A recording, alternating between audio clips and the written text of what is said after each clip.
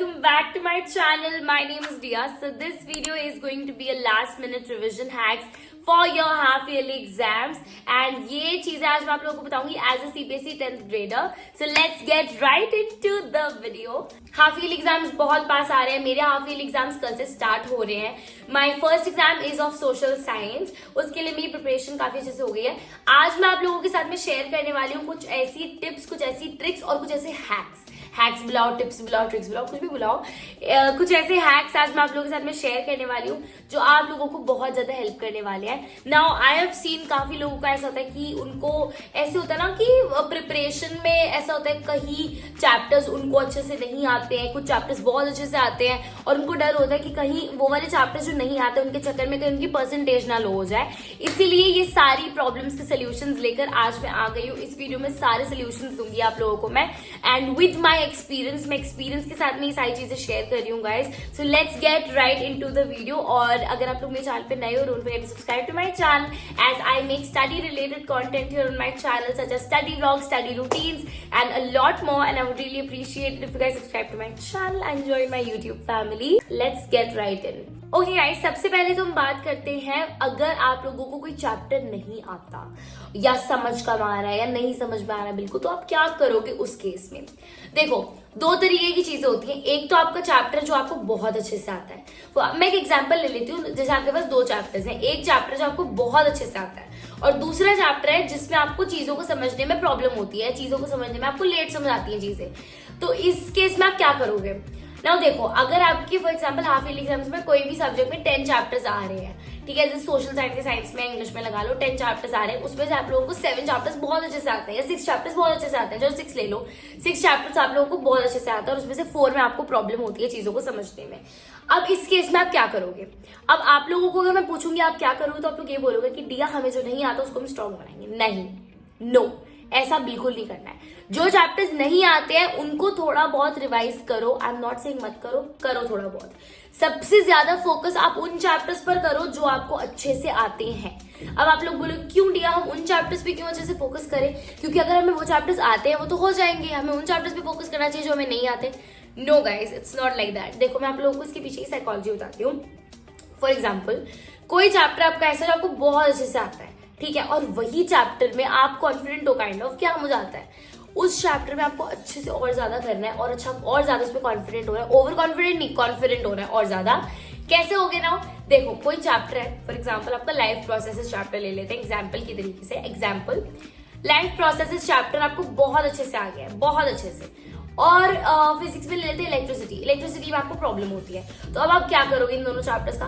देखो ना, अगर आपको लाइफ प्रोसेसेस अच्छे से आ गया है समझ में, आप लाइफ प्रोसेसेस अच्छे से करो, आप वही चैप्टर अच्छे से करो जो आपको आता है. उसमें आपको एक कॉन्फिडेंस अलग ही तरीके का मिलेगा कि ये मैं करके आ जाऊंगी. और इलेक्ट्रिसिटी को टाइम दो, इलेक्ट्रिसिटी वाले चैप्टर को टाइम दो ताकि आप समझ पाओ उस चैप्टर को. राइट, इलेक्ट्रिसिटी वाला जो चैप्टर है आपका, वो हाँ आई नो कई लोगों को प्रॉब्लम आती है उस चैप्टर को समझने में फिजिक्स में, लेकिन उस चैप्टर को आप टाइम दो. ये नहीं कि आप बिल्कुल ना करो, उसको करना है इलेक्ट्रिसिटी चैप्टर को. बट ये नहीं है कि अगर आप लोगों को वो चैप्टर अच्छे से आपको नहीं समझ में आ रहा है, नहीं हो रहा है, तो आप उसको छोड़ दो. छोड़ना नहीं है उस चैप्टर को. सारे चैप्टर्स इंपॉर्टेंट होते हैं, सारे करने हैं, बट फोकस मेनली उस पर रखो जो आपको आता है, ताकि उसी में आपकी प्रिपरेशन और अच्छी हो जाए और उसकी वजह से कम आपकी परसेंटेज अच्छी बन जाए. अच्छा, अब हम आ जाते हैं सेकंड इंपॉर्टेंट चीज पर. सेकंड इंपॉर्टेंट टिप, हैक, जो भी आप बोलो, वो ये है कि जब भी आप पढ़ने बैठो, जब भी आप रिवीजन करो अपनी हाफ ईयरली का, एक चीज हमेशा याद रखना. As you guys know, NCERT में से काफी लोग एनसीईआरटी में से ही करते हैं.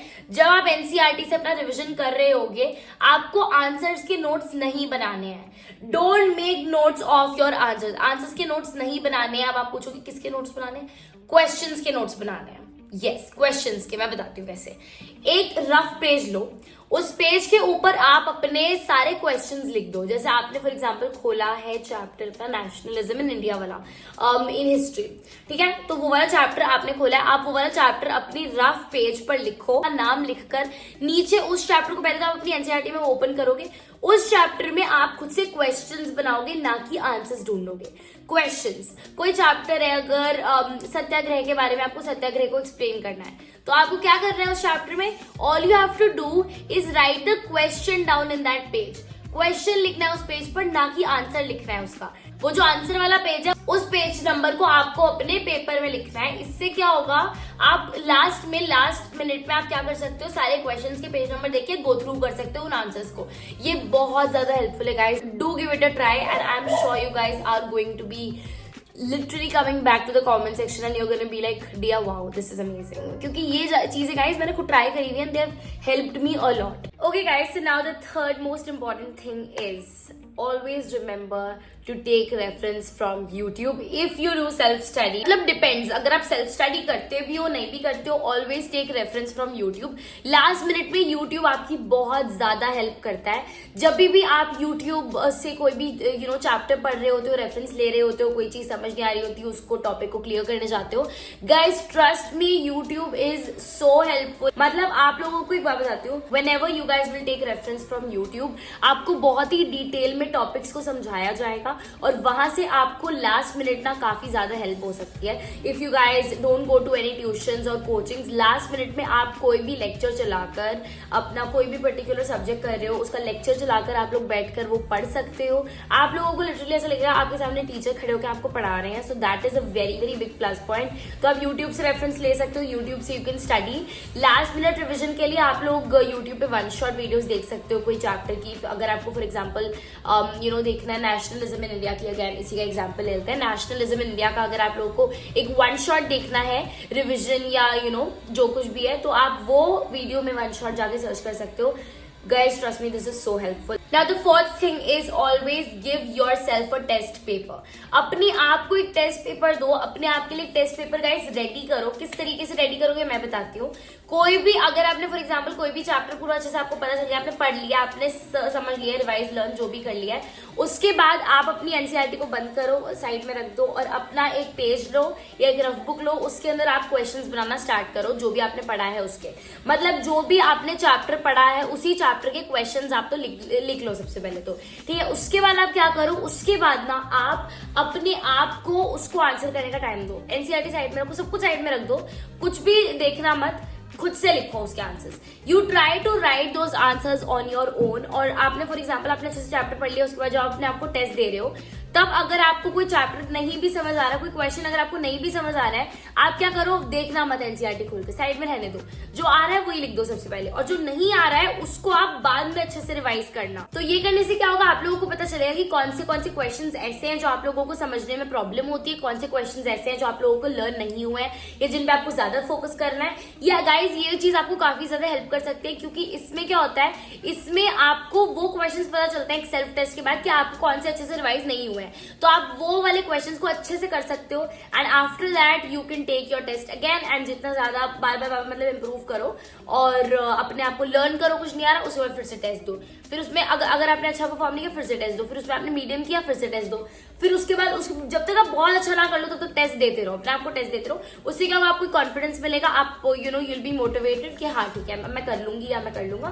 सो that's a very very helpful thing, you guys can do it too. Okay, now the fifth and the last thing is, कोई भी टॉपिक अगर आप पढ़ रहे हो, if you are learning any topic, if you are revising any topic, if you are studying any topic, आप क्या करो, कोई भी फॉर एग्जाम्पल कोई भी आप टॉपिक पढ़ रहे हो, if you are learning vegetative propagation, अगर आप बायोलॉजी में वेजिटेटिव प्रोपगेशन पढ़ रहे हो, आप क्या करोगे, आप उस टॉपिक को अच्छे से पढ़ लोगे, एनसीईआरटी बुक जो कुछ भी आपके पास उसको बंद कर दोगे, आपने जो भी उस टॉपिक में से समझा है, जो भी उस पैराग्राफ से लाइन से जो कुछ भी समझा है, अपने वर्ड्स में आप वेजिटेटिव प्रोपगेशन को डिस्क्राइब करोगे, लिखोगे, एंड उसके बाद क्या करोगे, साइड में रख के अपने आप से जो लर्न करने के बाद अपने आप से लिखोगे। फिर एनसीईआरटी खोलो और देखो कौन से ऐसे पॉइंट्स है जो आपने मिस किए हैं, उन पॉइंट्स को अलग से नीचे दूसरे पेन के कलर से लिखो। फॉर एग्जाम्पल अगर आप वेजिटेटिव प्रोपगेशन लिख रहे हो ब्लू पेन से, ठीक है, और आपने क्या किया, लिखने के बाद आपने एक दो ऐसे पॉइंट्स जो आपने मिस कर दिए, तो आप उस केस में क्या करोगे, कोई दूसरे कलर का पेन लो, इधर take pink, red, any colour, कोई भी कलर लो, और नीचे एरो डाल के आप लिख सकते हो वो वाले पॉइंट्स जो आपने मिस किए हैं। फिर उन पॉइंट्स को अच्छे से लर्न करके उसको उन पैराग्राफ के अंदर ऐड कर दो। इससे क्या होगा, जब आप एग्जाम में होगे ना, आपको ये वाले पॉइंट्स ज्यादा अच्छे से याद रहेंगे। पता है क्यों? क्योंकि आपको ये चीज याद आ जाएगी कि ये वाला पॉइंट जो मुझे नहीं आता था, या ये वाला पॉइंट जो मेरा घर पे मिस हुआ था, ये पॉइंट मेरा यहाँ पे आने के बाद आपको ये लगेगा ये पॉइंट मेरा, अब मुझे ये वाला पॉइंट ऐड करना है, बिकॉज लास्ट टाइम मेरी इसी पॉइंट में प्रॉब्लम हुई थी, अब ये वाला पॉइंट मुझे अच्छे से लिखना है. So guys that is it for this video. I really hope you guys enjoyed watching this one and I really hope ये वीडियो हेल्पफुल रही होगी आप सब लोगों के लिए. And thank you guys so much for watching this video. I love you guys so much. Please बता देना कॉमेंट सेक्शन में नेक्स्ट वीडियो कौन सी चाहिए. ऑल द बेस्ट आप सब लोगों के हाफ ईयरली एग्जाम्स के लिए. I know you guys can do it. Just be confident, don't be scared. डरना बिल्कुल मत. I am always there with you guys. I love you guys so much. कुछ भी क्वेश्चंस होंगे आप लोग मुझे कमेंट्स में पूछ सकते हो. So yes guys that is all for this video. Do like, share, comment and subscribe to my channel because it's totally free and I get a lot of motivation as I always say.